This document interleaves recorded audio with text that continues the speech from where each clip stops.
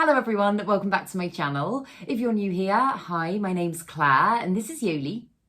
I make videos all about houseplant care, sharing tips and tricks I've learned over the years to help keep your plants happy and healthy. And I've had quite a few questions recently in regards to propagation, particularly about whether or not you can continue to propagate over the winter months. And my answer to that is yes. There might just be a few little things here and there that you need to tweak. So I'm going to go through all of that in this video, as well as take you through some of the plants that I am currently propagating. So yes, I hope you enjoy it. Let's get into it.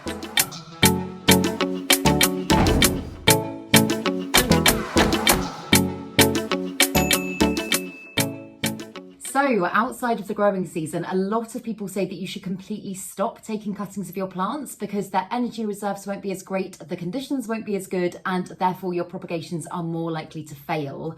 And while yes, there is some truth in this, so long as you're able to replicate their ideal growing conditions, there is no reason at all why you can't chop and propagate all year round. Researching the climate that your plant naturally grows in can help you gain a better understanding of the conditions it's likely to propagate well in. For example, the humidity it enjoys, the heat it grows best in, and the hours of light it would ideally receive. I made a video recently about how to keep your plants healthy and growing over the winter months, so I will link that video down below. But on the whole, before you come to chop and propagate a plant, it is a really good idea to make sure that the mother plant is fairly healthy. Obviously, there are some exceptions to this, like if a plant starts going downhill and you're trying to save it. But I'm going to take you through some of the plants that I'm currently propagating, some things that have worked really well, some things that I would not recommend doing, different mediums, different plants, reasons I chose to chop them, all that sort of stuff.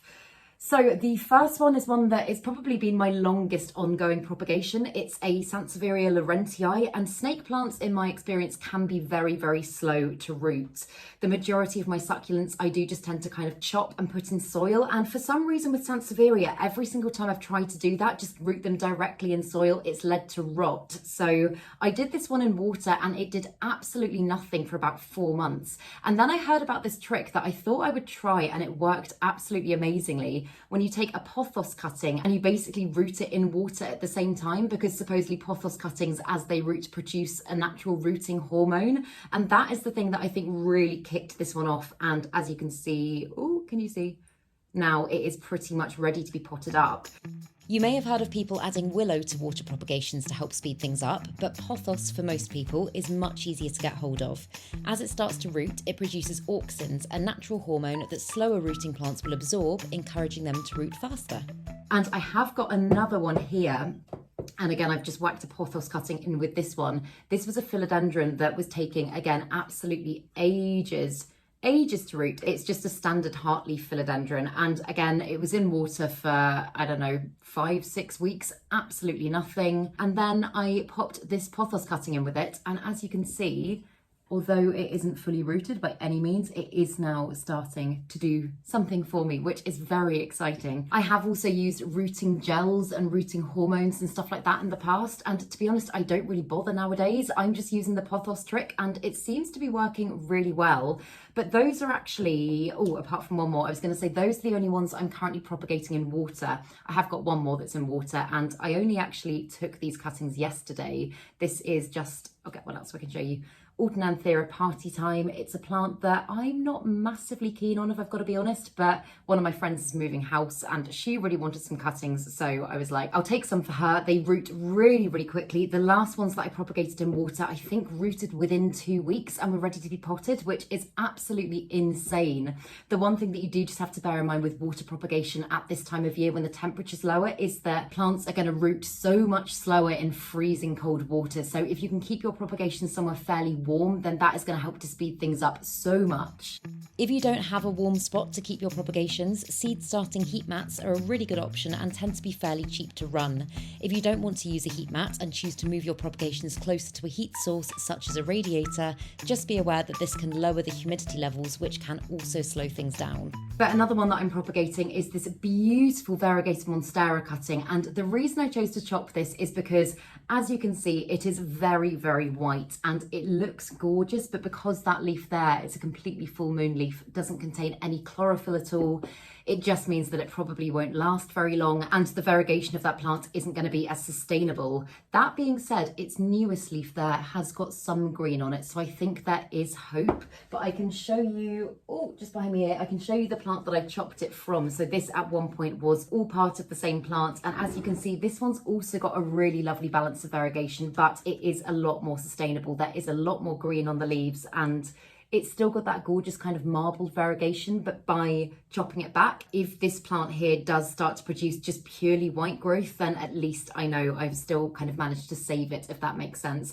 And you do just have to do that sometimes. I know I've spoken about it with Syngonium albo as well. I've got a beautiful Syngonium albo plant, but again, it started giving me just purely white full moon leaves, and they look so pretty, but they don't last long, and your plant is essentially doomed if that is the only growth it's giving you. So that's the reason I did that, and I'm propagating this one. In fact, I'm propagating both of them in sphagnum moss. And for most of my tropical plants and aroids, I do like to use sphagnum moss. That is just personal preference. Again, with things like Alternanthera that I just showed you, the pinky one, and things like pothos cuttings and stuff like that, they root so easily on the whole, so I do just tend to use water, but generally I tend to use either perlite or sphagnum moss. Sphagnum moss helps to retain moisture for plants as they root, whilst also allowing airflow to reach the roots, reducing the risk of rot. It also tends to be easier for a plant to adapt to soil after moss propagation as opposed to water, as there's less risk of shock. And as I say, I know that that white leaf probably won't last very long, but just look at how beautiful it is. It's so delicate. And for some reason, the white variegated bits of the leaves always feel much kind of, I don't know, much softer and more delicate than the green bits, but it's so beautiful. So I'm enjoying it while it lasts. And for a lot of my sphagnum moss propagations, and I'll get to this when I start taking you through my propagation boxes, but I keep them in my cabinet just because, again, over the winter months, if you are going to propagate plants, the most important thing to remember is that for 99% of tropical plants, light, heat and humidity are the things that you are able to control and will equal faster and more successful propagation. So I've said this in my videos before, but I got this cabinet here for 20 quid off eBay, and I just created seals around it. I put grow lights in it, and I've turned it into a little propagation cabinet, and all of my plants in there are doing really, really, really well. So if you are able to do that, then I would highly recommend it. But as I say, I will take you through some alternative methods if you can't do that, in regards to things like propagation boxes, which are super easy to set up and mean that you can successfully propagate all year round. A cabinet's basically just an indoor greenhouse where you're able to control a lot of environmental factors that you might not be able to otherwise. Also, if you can't afford to use humidifiers and grow lights all around your home, it's a great way of creating a contained space that still allows you to successfully propagate. A really good example of how light, heat and humidity can help this is my Philodendron Golden Dragon cutting. I did decide to chop this plant recently, literally less than a week ago. Ooh. It's also just started chucking it down with rain because it is that time of year, so I'm hoping you can still hear me okay. But I decided to chop this plant very recently. I was doing a mystery plant swap with a friend, and so I was gonna send her the top cutting, but it was pushing out a new leaf. And generally I would always say don't chop a plant if it's pushing out a new leaf, because then that new leaf can be more susceptible to damage. However, in the time that I've had it in my cabinet, the new leaf has not only continued to push out, it is already, as you can see there, starting to root, and that is in less than a week. And I'm pretty sure if I'd had it outside of cabinet conditions, just kind of in this room without as much light, heat and humidity, then that definitely wouldn't have happened so quickly. So yes, that is a very good example of that.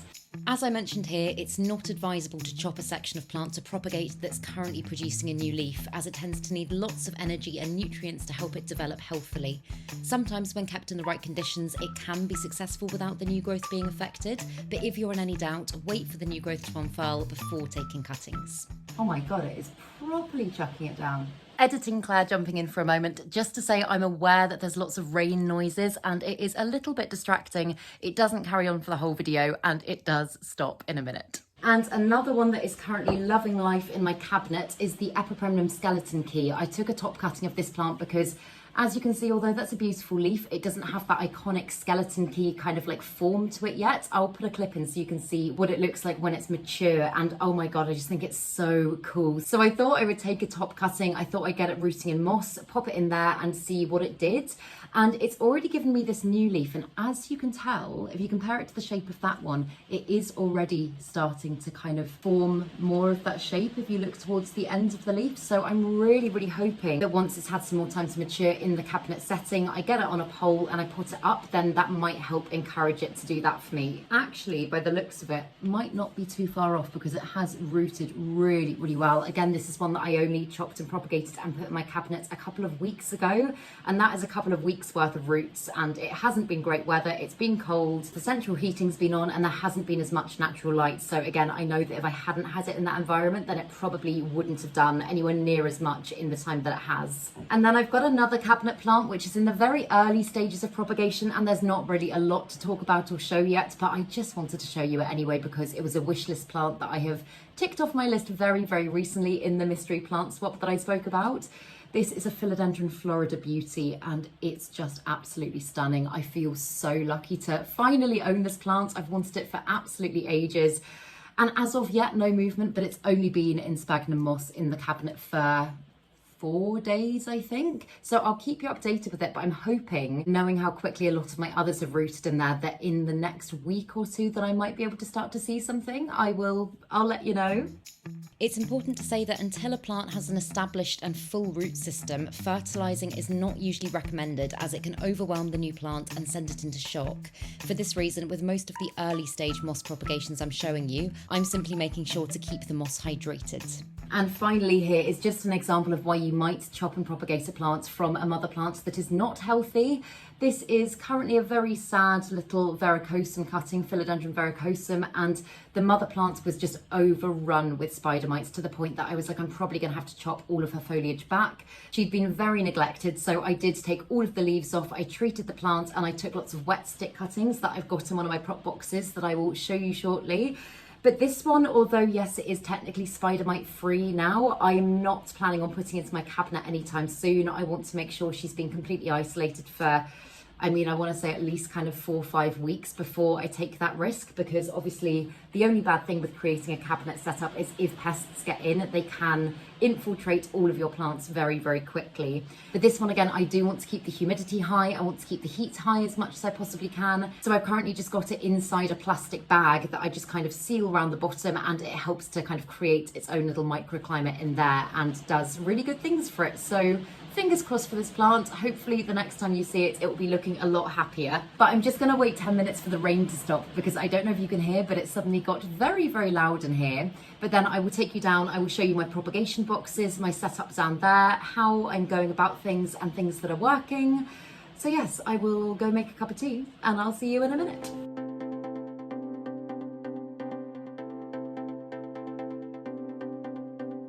So that was a lot longer than 5 minutes because we just had a massive thunder and lightning storm. So it's about an hour later and I've moved my propagation boxes. These are my two kind of big main ones that I'll show you today. I've moved them off the heat mat. This is the heat mat that I'm using and I do have a discount code for it. I'll link it down below. But as you'll see, both propagation boxes are set up fairly differently. I'll start with this one and I won't go through, or shall I go through every single cutting? I've showed you quite a lot of these before, to be honest, but I'll just kind of show you the setup and maybe take you through some of them. So you can see there's lots and lots and lots of moisture contained in here. And all of my ones in here, I'm pretty sure all of them are in sphagnum moss, and I've just got them all in little individual cups like that. And this one, actually, I spoke about this quite recently because I got this at the plant swap, and it's a Monstera standeliana, which is also known as Philodendron cobra. And I know that these ones are very well known for taking ages to root, and the girl that I got them from said that she'd tried sphagnum moss already, it hadn't worked, and maybe I should try perlite.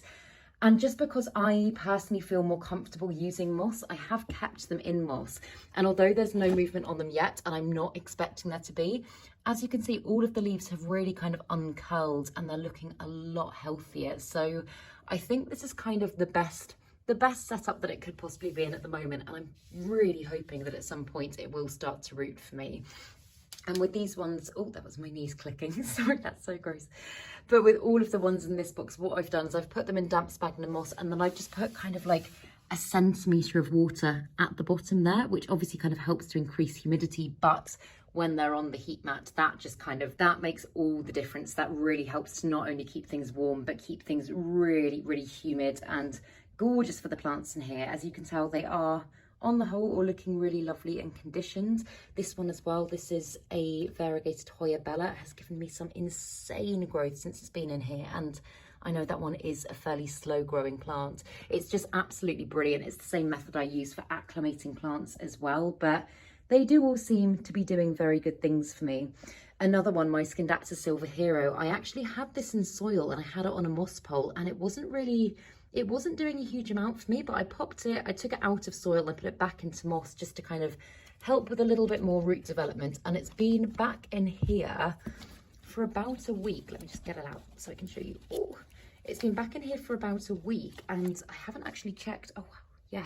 You can see it's rooting really, really well already. It didn't have that many roots, and I think I transferred it to soil too soon. But not only is it rooting well already, it's also given me a new leaf and another one on the way. So it's just, yeah, I honestly cannot rave about the box method enough. And I got these boxes very, very cheaply off Amazon. I got my grow mats. I can't remember how much it was, but it wasn't expensive. And this just creates the microclimate that I'm banging on about within my cabinet, but basically for next to no money. And I've just got some grow lights there that I shine down on them as and when. They don't have really ridiculous light as the plants in my cabinet do. I turn my grow lights on when it's really overcast for a couple of hours in the evening, because obviously the evenings are much darker nowadays, but it seems to be keeping them very, very happy.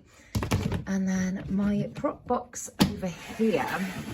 So this one doesn't have any cups in or anything like that. It's just kind of maybe what you would think of as just kind of a standard propagation box.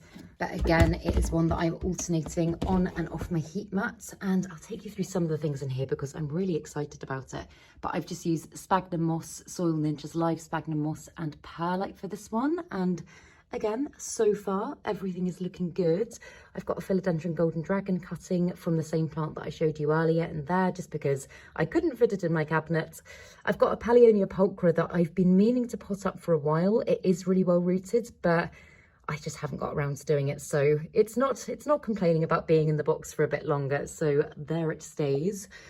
And then some watermelon peperomia cuttings. And I know a lot of you have said, including the woman that I got them from, they do enjoy airflow. So I have just been taking the lid off for a little bit every day and just kind of letting some air in and then popping the lid back on, because you do just have to watch out that things don't start to rot in a propagation box. I had a situation very recently where one of my propagation boxes that I was very bad on checking on completely rotted away to pretty much nothing. And sadly, I was able to save very few plants from in there because rot spreads so quickly.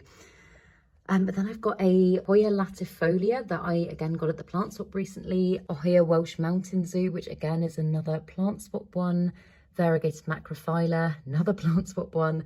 And then these are all the wet sticks from my verrucosum that I chopped up. And although again, it's probably too soon to tell, I can see that some of the auxiliary buds, like, can you see? Oh, where's my finger? That one just there is starting to bulge slightly. So I'm hoping it's going to do really good things, and I'm hoping I'm going to get some beautiful new growth in there.